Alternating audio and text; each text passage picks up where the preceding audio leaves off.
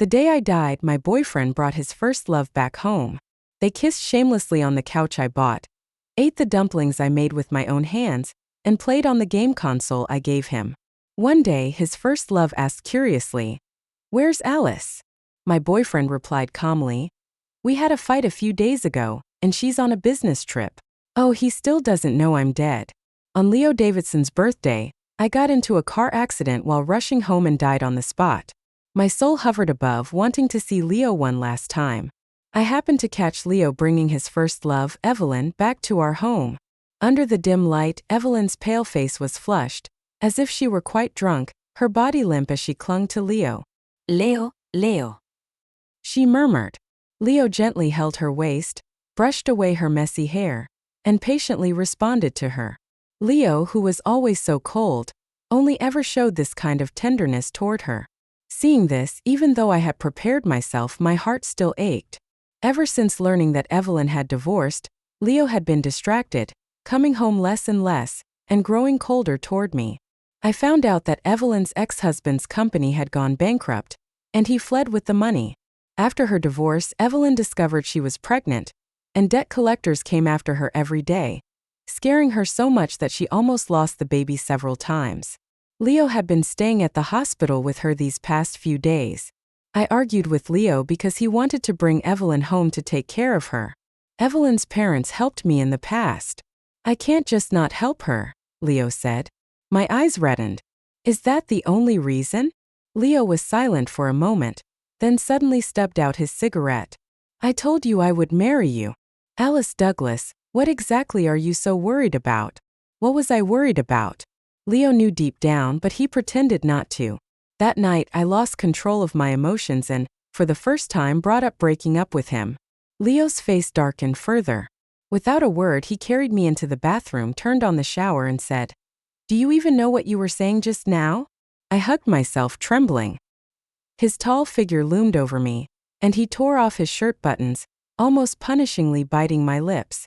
Alice, never mention breaking up with me again. Cold water poured over us, while his burning breath scorched my neck, his face blurring before my eyes.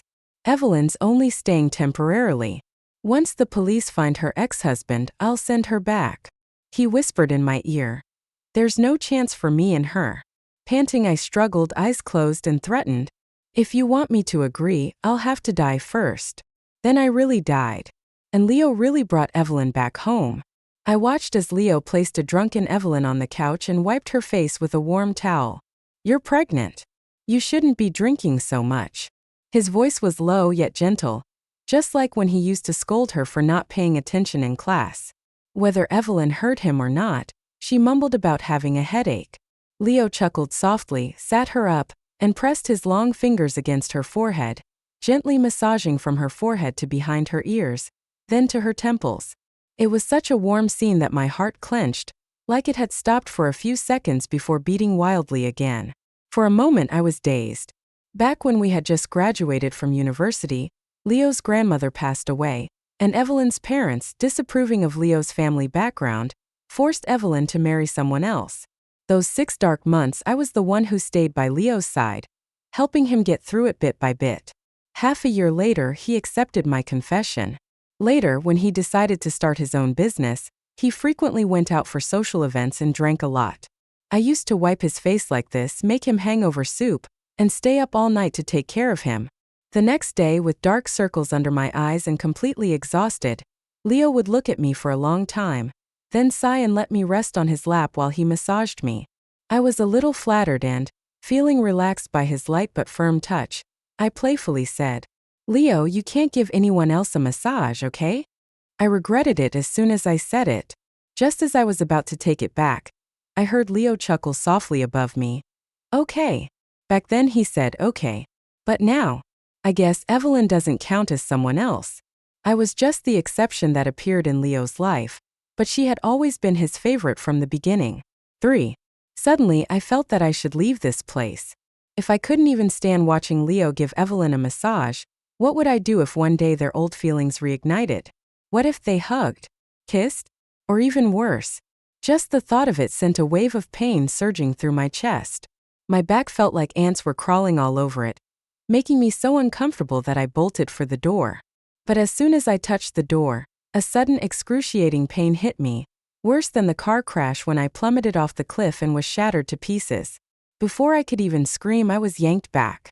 After trying several more times, I stood there pale-faced, soaked in cold sweat, finally realizing something. I couldn't leave this house. Or rather, I couldn't leave Leo. In an instant, all my strength left me.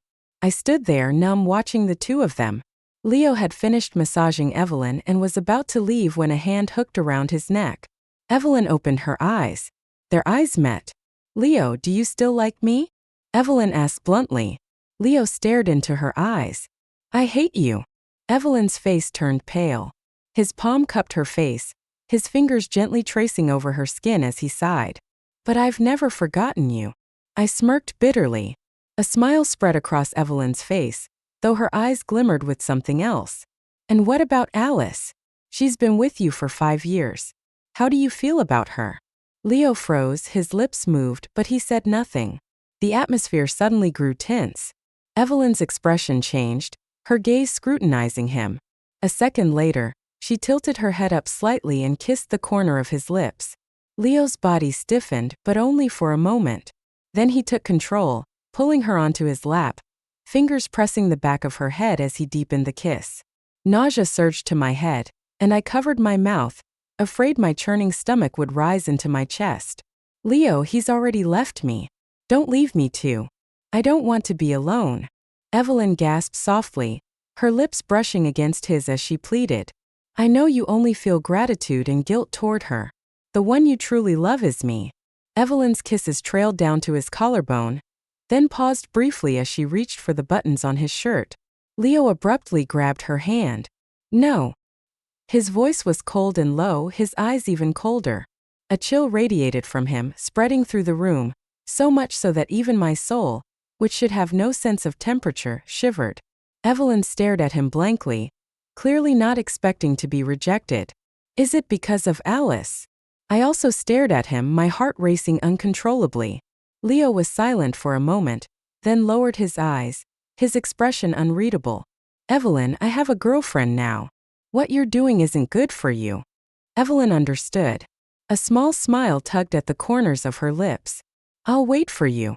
I understood too, and I let out a bitter laugh. What Leo meant was that as long as we hadn't officially broken up, there would be no real physical betrayal between him and Evelyn. It wasn't about his integrity or respect for me, his official girlfriend. He just didn't want Evelyn to bear any scandal or moral blame. He cherished and protected her so much. I laughed until tears fell from my eyes. For, after putting Evelyn to bed, Leo stood alone on the balcony, smoking. His tall figure blended almost completely into the night, with only the red glow at his fingertips visible in the darkness. His face was expressionless as he repeatedly rubbed the cigarette between his fingers, a sign that he was feeling very agitated. I was forced to float just 2 meters away from him, coldly watching.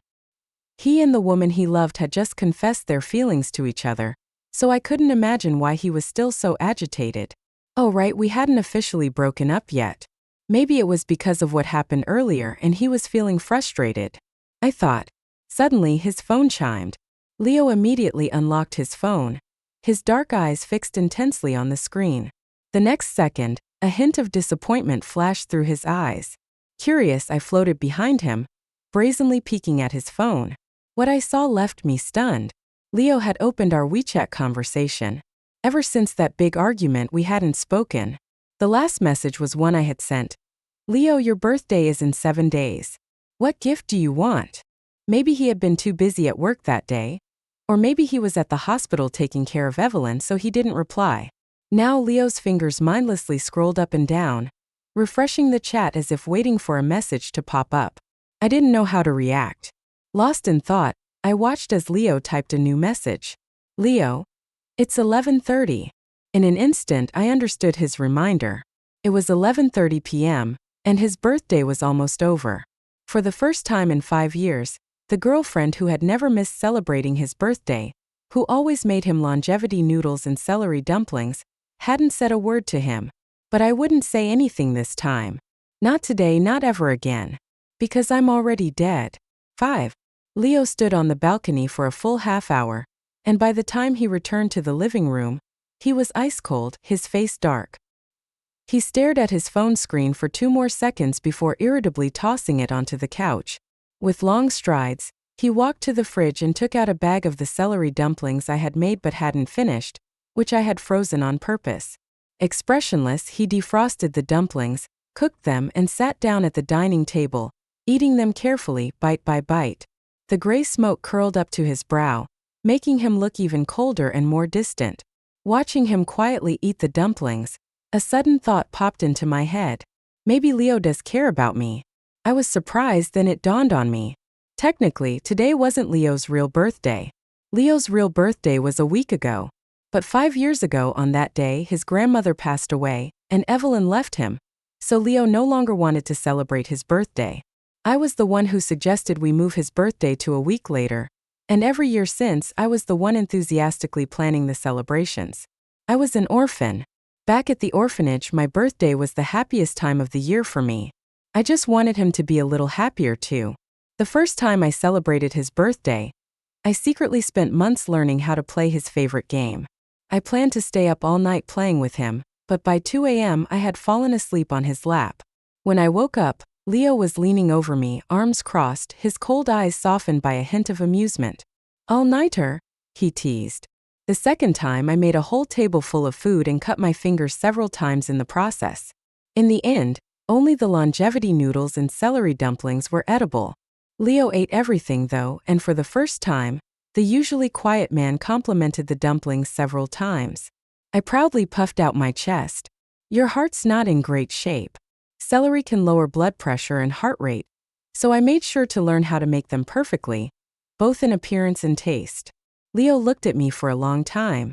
"Alice, why are you so good to me?" I smiled. "Because I like you. I really like you."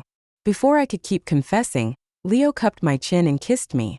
Leo always kept his emotions hidden. But that was the first time I felt his emotions burn so intensely. And then we ended up in bed. That night, we were both inexperienced, awkwardly exploring each other.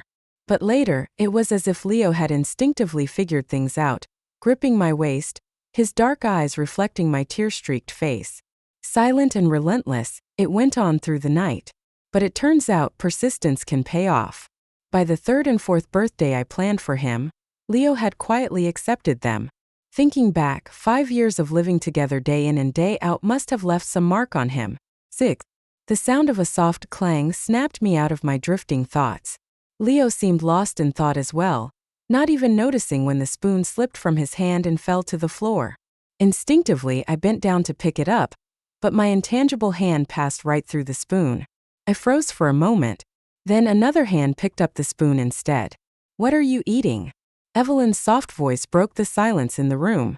I looked at my own increasingly transparent hands, becoming too vague to take any shape, and then I looked at Evelyn's slender, fair hands. Suddenly, I felt a wave of self-consciousness. Before I died, my hands had been beautiful too.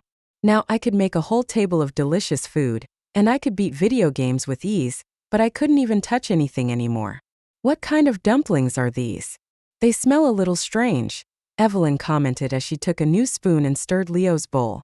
Leo frowned slightly but still responded, "Celery." Evelyn didn't seem too bothered, simply nodding as she looked up at Leo. "Why did Alice say today is your birthday?" Leo hesitated for a moment. Evelyn smiled innocently. "I saw the message on your phone while it was on the couch. I looked through your chat history." She added, almost as if to explain herself, "I didn't expect your lock screen password to still be the same, 0802, the day we first met." Leo kept his head down, his eyes betraying no emotion, but I felt a pang of pain in my heart. I had once playfully begged Leo to change his password to the day we became a couple, but he never did. Turns out it was because of her. "Now answer me. Why did Alice say today is your birthday?" I glared coldly at Evelyn. Leo had once promised me that this would remain a secret between us, something just for the two of us. He wouldn't tell anyone. 5 years ago, a lot of bad things happened on that day. Leo's familiar deep, cool voice resonated. So she suggested we push my birthday back a week, and she'd always go out of her way to celebrate it. I bit down hard on my tongue. the taste of blood spreading as if it were rushing wildly through my veins. I suddenly felt like laughing at myself. Evelyn remained quiet for a moment before commenting. She really did treat you well. Did she make these dumplings too? For your birthday? Yes. You sent me to bed early just to eat these? To keep your promise to her. Leo didn't reply. The air turned thick with silence. Suddenly, Evelyn scooped up one of the dumplings and declared, I want to try one. No. I screamed desperately, my voice shrill and cracking. But no one could hear me. I reached out to snatch her spoon, but my hand passed through it. Leo's gaze darkened as he grabbed her wrist, warning softly, Evelyn. She stared into his eyes and slowly repeated, I want to try it. Leo, from now on, I'll be with you on every birthday. She was forcing him to make a choice. Leo's jaw tightened, his dark eyes flickering with an internal struggle. After what seemed like an eternity, he slowly let go of her wrist. Evelyn got what she wanted. She ate the dumpling. I stood there, frozen, tears streaming down my face. It felt as though knives were slicing through my heart, the pain cutting deeper and deeper until there was nothing but raw, bleeding flesh. This wasn't just about the dumplings. It wasn't just about the dumplings. Over the next few days, I hovered in the corner of the room, silently watching them, as if all my emotions had drained away. But I couldn't help noticing that ever since that night, Leo seemed colder toward Evelyn. Other than playing video games together, they shared no other intimate moments. He even made an effort to avoid touching her. One day, Evelyn suddenly asked, I just realized, where's Alice? Leo paused for a moment, his voice calm. We had a fight a few days ago, and she went on a business trip. Evelyn laughed. It's been days. Maybe she's already planning to break up with you. Leo's gaze darkened, his tone unwavering. That's impossible. As he said this, he subconsciously pulled out his phone, staring at our chat history, a rare look of unease and frustration appearing between his brows.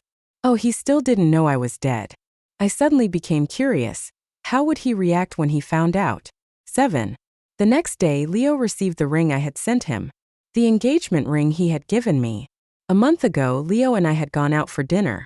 In the middle of the meal, he suddenly stood up, pulled out a ring, and knelt on one knee. He was wearing a perfectly tailored suit, looking every bit the elegant, handsome man he always was. But his fingers were pale from tension. The people around us started to cheer him on, and with a smile, his gaze burning into mine, he asked, Alice, will you marry me? I cried, my eyes red and puffy, as I shakily held out my hand, letting him slip the ring onto my finger. That night, I was unusually passionate, holding his head close as the dim light above us flickered unsteadily all night long. I was an orphan, and when I was adopted, my foster parents had a child of their own the following year. A few years later, they came up with some flimsy excuse to send me back to the orphanage. What was the excuse? Oh, it was something like, she likes to steal things. If eating a leftover chicken drumstick from my brother when I was starving counts as stealing. Maybe because of that, when I was in school and the class money went missing, and people suspected me, Leo was the only one who stood up for me. That's when he moved into my heart. Later, I was adopted by a couple who weren't particularly wealthy, but they treated me well. Still, I was careful, always trying to behave. Even though I was growing and hungry, I only dared to serve myself half a bowl of food. Just when I finally opened my heart to them, they died in a car accident, on their way to a parent-teacher conference for me. I returned to the orphanage. No one wanted to adopt me after that. My name is Alice, but I never had a place to call home. I really wanted a family. Now Leo had proposed to me. I thought I was finally going to have a family, but then Evelyn came back. Her life wasn't going well, and the first person she thought of wasn't her parents, it was Leo. And my boyfriend, my fiancé, dutifully helped her, even bringing her home to take care of her. After that last argument, I applied for a business trip to Hangzhou. I thought it over for a week and sent the engagement ring back to him by courier. It was my way of breaking up with him. And that ring arrived today. When Leo saw the ring, his face darkened as though a storm cloud had passed over it, his eyes freezing over with cold anger. He kept sending me messages, calling, demanding to know what the ring meant. As he smoked cigarette after cigarette, his face grew more and more tense, the frustration between his brows nearly spilling out. But every time he tried to call me, All he got was a notification that the call couldn't go through.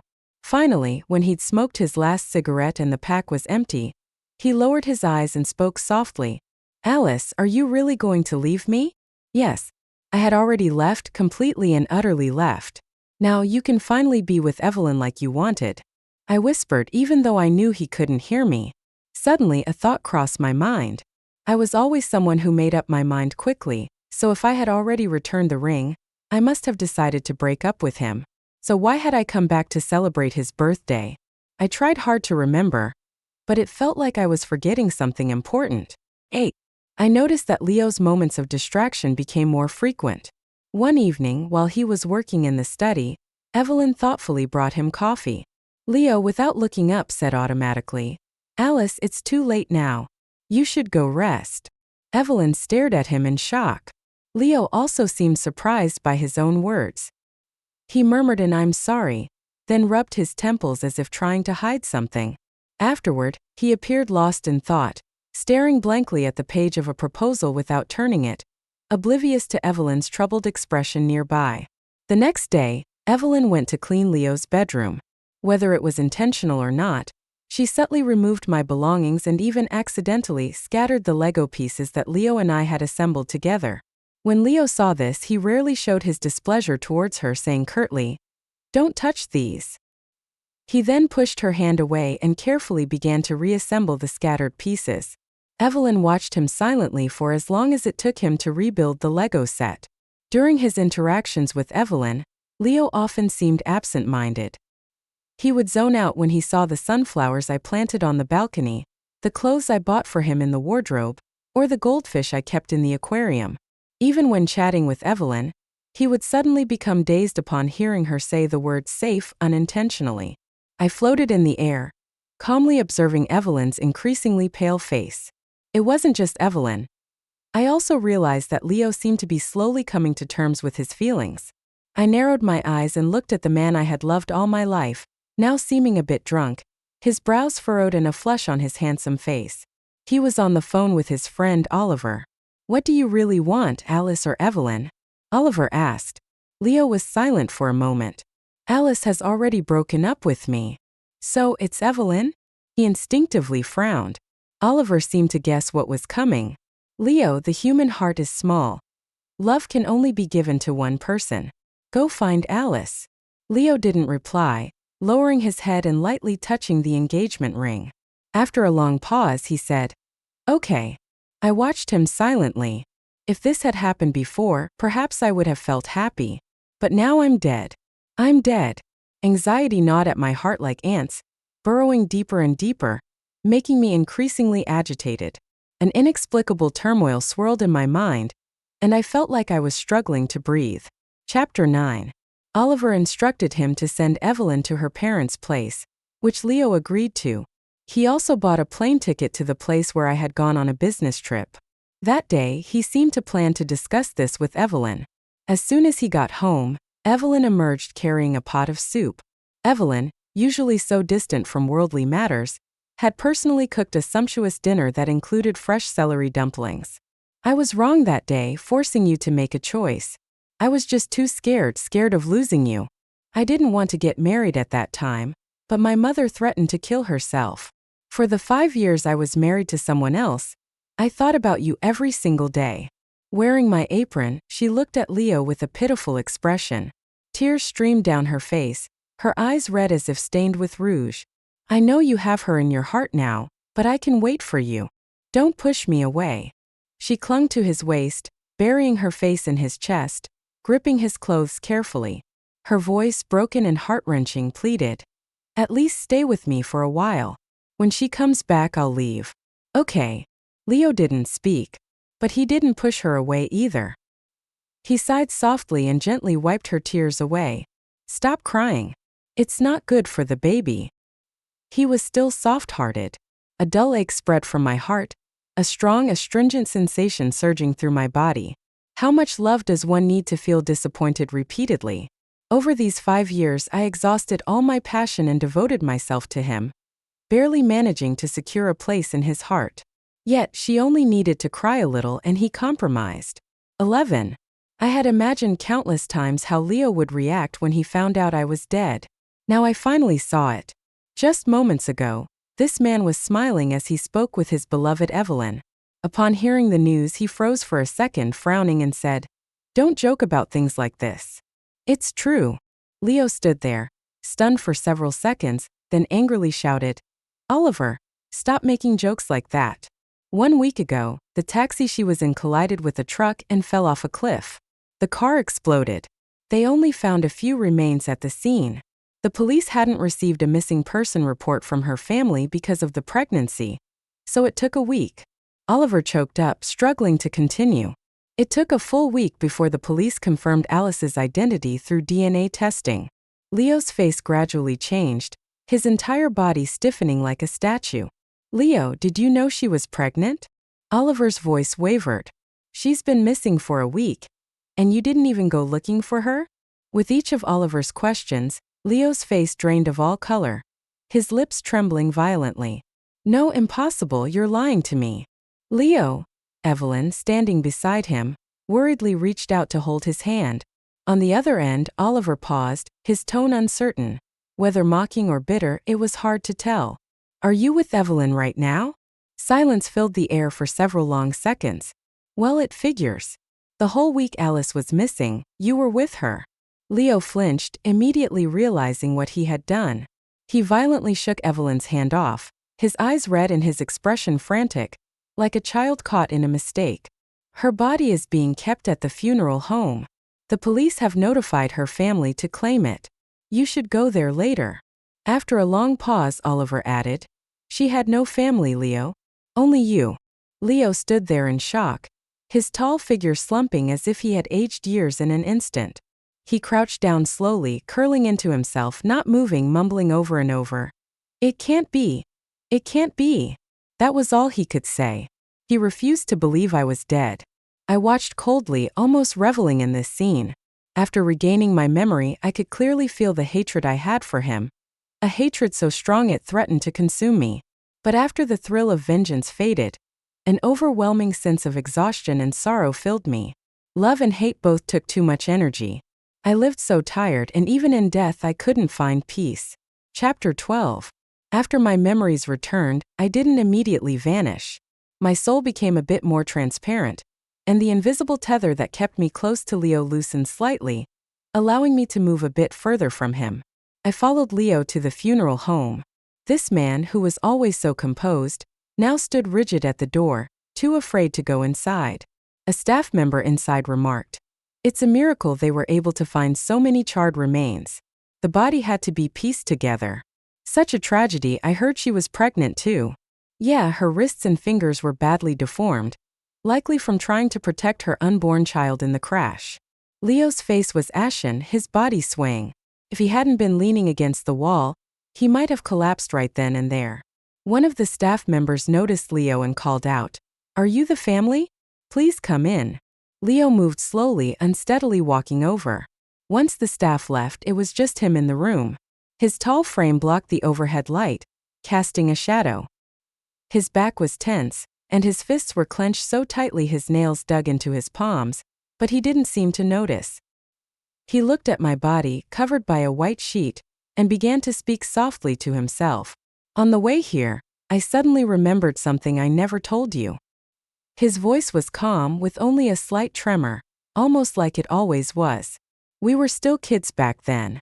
One day I went downstairs to buy something, and I saw a little boy taking coins from an old blind woman's bowl. You ran up and started fighting him. You were so thin, but you held onto his hand so fiercely, refusing to let go until he gave back the money. I had heard people say you were an orphan who liked to steal. But at that moment, with your messy hair, bruised lips, panting on the ground, you stood up and calmly put the money back in the old woman's bowl before walking away. The blind woman didn't see it, and the boy didn't say anything, but I saw it. After that, I couldn't help but pay more attention to you. My eyes would always find you. Later, when someone falsely accused you of stealing the class funds, I didn't even hesitate to speak up for you. I think I'll never forget the light in your eyes at that moment. After that, your gaze began to linger on me too. You blushed when we made eye contact, Stared off into space when you thought I wasn't looking. For years, it was you standing beside me at award ceremonies, handing me water after basketball games, and smiling as you gave me flowers when I won the sprint race. We even won the math competition together. Then Evelyn came back. He stopped, covering his face with his hand, and something seemed to slip through his fingers. Alice, I noticed you first. You fell in love with me too. So why did I fall for someone else?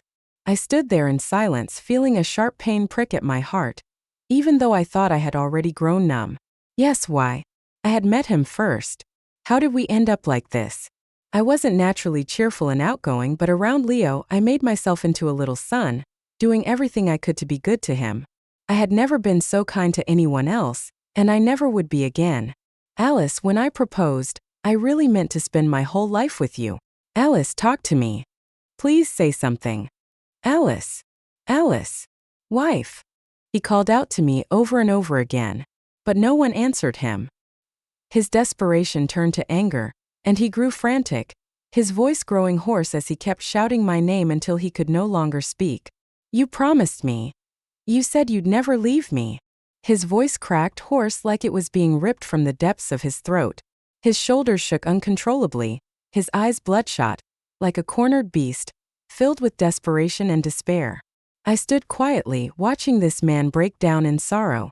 Perhaps it was only now that he truly realized I was gone. After receiving my urn, Leo locked himself in his room. I felt my soul growing weaker, exhaustedly curling up on the floor to sleep. In my drowsy state, I heard Evelyn continually banging on the door, her voice filled with desperation and tears. Leo, it's been 3 days. Please eat something. Just for once. Even if she's gone, you can't treat your body like this. If she knew, she'd be heartbroken too. I woke from my stupor, rubbed my eyes, and glanced at the door that had been shut tight. Has it really been 3 days? An hour later, Oliver arrived. He rudely kicked open the door, and a heavy smell of smoke and alcohol poured out. Blinding light flooded the room, illuminating the man on the floor. Surrounding him were a pile of cigarette butts, scattered bottles of alcohol, and my urn. He was quietly focused on assembling a Lego set, one that we hadn't finished together. Even though only a few days had passed, Leo appeared drastically thinner. A patch of dark stubble had grown on his chin, and his eye sockets were deeply sunken. Leo! Evelyn's voice was hoarse. Hearing the commotion, he slowly lifted his gaze, his bloodshot eyes hollow and indifferent. Why are you still here? He seemed to drift into a daze, murmuring softly, Alice wouldn't be happy to see you here. Evelyn's face turned pale. In his daze, he suddenly looked up, his expression showing a trace of panic. His tone towards Evelyn was cold and heartless. This is Alice in my home. You have no right to be here. Evelyn stared at him in disbelief, tears streaming down her face. Leo furrowed his brows, evidently impatient. Get out. Seeing that he remained unmoved, Evelyn's eyes flashed with embarrassment, and she ran away crying. Leo continued assembling the Lego set with an emotionless expression, seemingly indifferent. If only you had done this sooner, Oliver suddenly spoke. Leo's face turned ashen, his fingers trembling, causing a piece of the Lego to fall to the ground. He stared blankly at the fallen piece, his eyes reflecting agony and sorrow. That day, I had a huge argument with her. I told her I would bring Evelyn home to take care of her. If it weren't for that, she wouldn't have applied for the business trip, and she wouldn't have. She took a shortcut that day, rushing back to give me a birthday gift. She wanted to give me the news of her pregnancy as a birthday present. And what was I doing at that time? Leo placed a hand over his heart, closing his eyes in pain. I took advantage of her absence to bring Evelyn home. He took a deep breath and began assembling the Lego set again, but his trembling fingers caused pieces to fall apart. Oliver, I regret it. I truly regret it. Oliver stood rigidly, watching him in silence, his voice barely above a whisper. They say that those who betray true love will eventually face retribution. But is it too cruel that her death was the price she paid? Leo's eyes were red, and he couldn't utter a word. Oliver sighed deeply. What you're doing now wouldn't make her happy. Leo, no matter what, you need to keep living. 14. A few days later, Leo insisted on holding a funeral for me. It was drizzling lightly under the gray sky, and the entire city seemed shrouded in gloom. Leo stood silently in front of the gravestone without an umbrella, staring at my black and white photo on it. The gravestone was inscribed with, "Beloved wife Alice." One by one, people placed white chrysanthemums at my grave. After the funeral, Leo stood motionless, rainwater trickling down his hair and leaving streaks on his pale cheeks. Oliver brought an umbrella and handed it to him. "Do you know your heart is weak? Any cold could trigger an infection. Must you be so hard on yourself?" Leo expressionlessly threw the umbrella aside. "Then I'll just die from it." As expected, after that day, Leo fell seriously ill. What started as a simple cold turned into an infection because he refused to take medicine. He ended up in the hospital for 2 weeks. At night, the ward was very quiet. Leo stared blankly out the window into the silent darkness and asked in a faint, puzzled voice, "Alice, why haven't you ever come to me in my dreams? You once promised to take care of my heart. Now that I've made it sick, can you come back and see me?" After being discharged, just as he recovered, Leo fell ill again from excessive drinking and ended up in the ICU. Oliver stared coldly at his vacant expression and slapped him hard. "Since you want to die so badly, why not just let me slap you to death? After all, when you did those disgusting things, I wanted to slap you on behalf of Alice. She's dead. Who are you showing this pathetic display to now? Are you trying to impress yourself? I'd rather not care about you if it weren't for how kind your grandmother was to me, asking me to watch over you. Alice would be disgusted by your self-righteous actions, understand?" Leo's face turned pale as he stared blankly at him.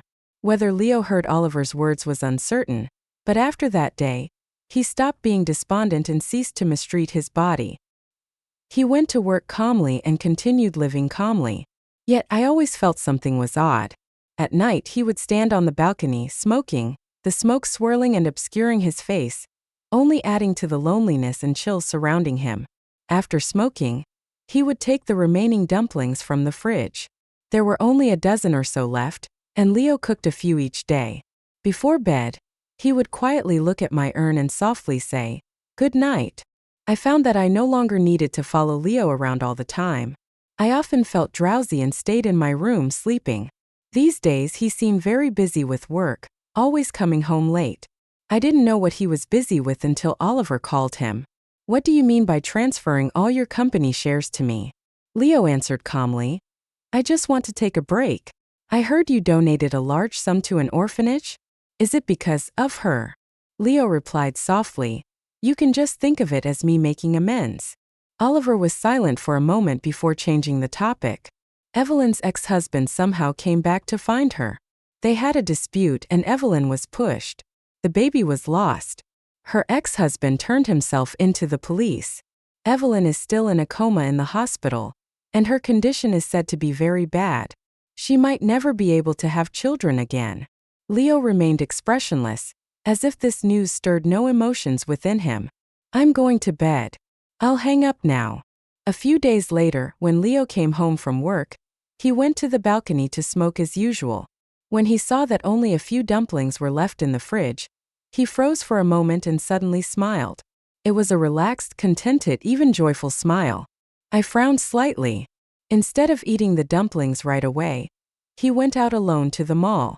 He went to the baby section, asked the sales clerk with great patience, bought some baby supplies, and also bought a lot of roses from a florist downstairs. When he paid, the florist smiled widely. "Your girlfriend used to love buying flowers here. By the way, I haven't seen her in a while. Where has she gone?" Leo stood quietly for a moment. "She went on a business trip." The florist nodded. "The flowers won't be very fresh at night. Come back tomorrow during the day, and I'll—" "No need, Auntie." He gently but firmly declined, speaking each word with emphasis. "Tonight, I'm going on a business trip as well." The florist was taken aback and covered her mouth, teasing, "I see you miss your girlfriend, don't you?" "Yes." Leo's lips curled into a faint smile, his long eyelashes lowering. "I miss her very much. Really, really miss her." Back home, Leo sat at the dining table and quietly and meticulously finished the last few dumplings, drinking the soup completely. Then he took a shower, changed into clean clothes, placed the roses and baby supplies on the bed, and looked at them for a while. After doing all this, he took out a fruit knife that had somehow been placed in the drawer and a bottle of sleeping pills he had apparently bought at some point. He opened the bottle of sleeping pills, poured them all out, and started picking them up one by one to put in his mouth. I trembled all over, staring at him intently. An indescribable fury surged in my chest, crushing my bones and skin, gradually engulfing my whole body. He actually wanted to commit suicide. As he picked up the fruit knife and pressed it to his wrist, calmly making a shallow cut, I screamed, "Why?" With a clatter, the fruit knife fell to the floor. "Alice!" Blood continued to ooze from the cut on his wrist, the scent of blood spreading. Leo remained oblivious, staring blankly and foolishly at me. Indeed, at the moment of death, one sees those they want to see. "Alice, I miss you." I struggled to control my emotions, speaking coldly. "But I don't want to see you at all." Leo's face turned white, and he stood up with difficulty, taking the roses and baby clothes from the bed. He forced a smile that could be called a pleading one. "These are gifts for you and the baby." He nervously rubbed the baby clothes, awkwardly lowering his head. "I don't know if it's a daughter or a son, so I bought both kinds." I looked at him coldly. "We don't need them." His body stiffened slightly, but he kept his head bowed. "I know you're still angry with me. I shouldn't have argued with you that day. Evelyn was just my youthful unwillingness. I've always loved you. Really always you. Oliver said that those who betray true love will pay the price, so I came to be with you. Alice, I was wrong. Please forgive me." Each of his words felt like a needle piercing my heart, my tense nerves snapping completely at this moment. I took a heavy breath and suddenly smiled. "Do you know what the last thing I saw when I had that car accident was?" Leo looked up in confusion. I stared into his eyes, speaking slowly. "I saw Evelyn's Weibo." Leo's face went ashen. "I saw how you meticulously cared for her in the hospital, how you held her hand when she was scared of injections, how you peeled shrimp for her, how she tested you with stolen kisses, and how you liked her Weibo posts. I died with hatred for you. So Leo, how dare you ask me to forgive you?" Leo staggered, his face losing all color. He moved his lips but couldn't speak, his eyes filled with deep pain and regret. "Is this pain enough?" "Not yet." I forced a faint smile, lifting my face to ask him, "Leo, did the dumplings you ate with Evelyn on my birthday taste good?" Leo was slightly startled. "How did you?" His pupils widened in realization, fear spreading across his eyes. I met his gaze, my smile growing brighter. "Because my soul has never left you these days. Leo, this isn't a hallucination before your death. I've been watching you all along." Leo froze as if enveloped by a powerful, indescribable, deep despair. His lips trembled violently, his eyes reddened as if they might bleed. "I watched you kiss on the sofa I bought, eat the celery dumplings I made, tell her our secrets, use the game console I gave you, and choose her over and over again. Leo, I died in agony and despair with the baby, and you knew nothing. You embraced Evelyn, planning how to break up with me and openly be with her. I exposed it all in bloody detail, my heart screaming, my eyes aching and blurring. So Leo, just because you now realize your true feelings, do you think you can hypocritically commit suicide to accompany me, to prove your so-called deep love? How dare you?" Leo was now curled up on the floor, clutching his head, his gaze vacant. He was genuinely shedding blood tears. Warm blood flowed down his nose and chin, dripping onto the baby clothes, staining them red, vibrant, and desperate. Leo suddenly seemed to come to his senses, staring blankly at the clothes, his voice dry and stiff. "The clothes are dirty. The clothes are dirty." He frantically tried to wipe them, but the blood from his wrist also dripped onto the clothes. He was frozen, trembling helplessly, looking up at me with despair and sorrow. "Alice, the clothes for the baby are dirty. What should I do?" I looked at him, my heart feeling like it was being tightly gripped by a hand, causing me pain so intense it felt suffocating. I closed my eyes and said, "Leo, you don't deserve to die, and you don't deserve to come and be with us. You must live, forever living in endless pain." The room fell into deep silence. Leo was so quiet that even his breathing could not be heard. After an unknown amount of time, he said in a tearful voice, "Okay." Hearing him say this, it was as if an invisible shackle had been removed, and my soul felt suddenly lighter. In my last moments of awareness, I seemed to see Leo dialing 120. He took one last deep look at me. "I've transferred all the company shares to Oliver. I'll donate the rest of the money to the orphanage. Alice, I'll have nothing left, and I'll live on forever to atone for my sins." I finally closed my eyes, ready to enter a new world. I hope in the next life I can have parents who love me, a husband who loves and respects me, and a few beautiful, lovely children. But please let me not meet Leo again. The end.